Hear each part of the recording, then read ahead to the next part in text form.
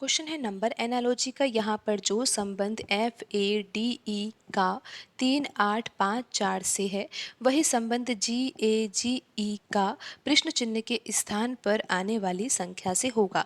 तो हमें सबसे पहले ये समझना होगा कि यहाँ पर जो लिखा हुआ है FADE और इसका संबंध एक संख्या से है, तो ये किस प्रकार हो सकता है। अब आप यहाँ पर ये समझिए कि यहाँ पर ये अल्फ़ाबेट लिखे हुए हैं, लेटर लिखे हुए हैं, और यहाँ पर लेटर का संबंध किससे है, संख्या से है। तो यहाँ पर हमें अल्फ़ाबेट का क्रमांक यूज़ में लेना होगा। तो यहाँ पर हम लिख लेते हैं ABCDEFGH, और फिर यहाँ पर आप देखिए कि इनका क्रमांक आपको तो पता है, लेकिन अब हम इसके अनुसार चलते हैं कि जैसे F, यहाँ पर आप देखिए 4 लेटर है ना, और यहाँ पर जो अंक है वो भी 4 है।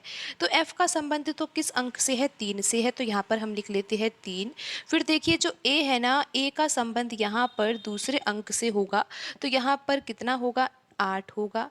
और फिर D का देखिए, D का किससे होगा, 5 से, तो यहाँ पर हम लिख लेते हैं 5। और E का किससे होगा, 4 से होगा, तो यहाँ पर हम लिख लेते हैं 4। तो क्या अब आपको कुछ समझ में आ रहा है? आपको समझ में आ जाना चाहिए कि यहाँ पर 8 लिखा हुआ है, और यहाँ पर 5 है, यहाँ पर 4 है, यहाँ पर 3 है। अगर हम यहाँ पर B के नीचे 7 लिख दें और C के नीचे 6 लिख दें, तो आपको ये समझ में आ रहा होगा कि ये उल्टी गिनती लिखी जा रही है। आप ध्यान से देखिए, 8 है, 7 है, 6 है, 5 है, 4 है, 3 है। तो यहाँ पर अब G के नीचे हमें 2 लिखना होगा, और H के नीचे यहाँ पर क्या लिखना होगा, 1 लिखना होगा। इस तरह का पैटर्न यहाँ पर लग रहा है। तो अब हमें पता क्या लगाना है कि GAGE का संबंध किस संख्या से होगा। तो हमें देखना होगा कि यहाँ पर कौन सा नंबर किसके लिए है।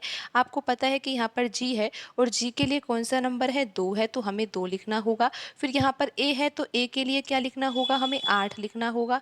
फिर देखिए फिर से यहाँ पर G आ गया है, तो G के लिए तो हमें 2 ही लिखना है, और E के लिए क्या लिखना होगा, हमें E के लिए हमें 4 लिखना होगा। तो अब आप यहाँ पर देख ही सकते हो कि यहाँ पर कौन सी संख्या बनी है, 2824 बनी है। और आप ये देख सकते हो कि यहाँ पर ऑप्शन सी में लिखा हुआ जो नंबर है वो भी 2824 है। तो यही सही आंसर होगा।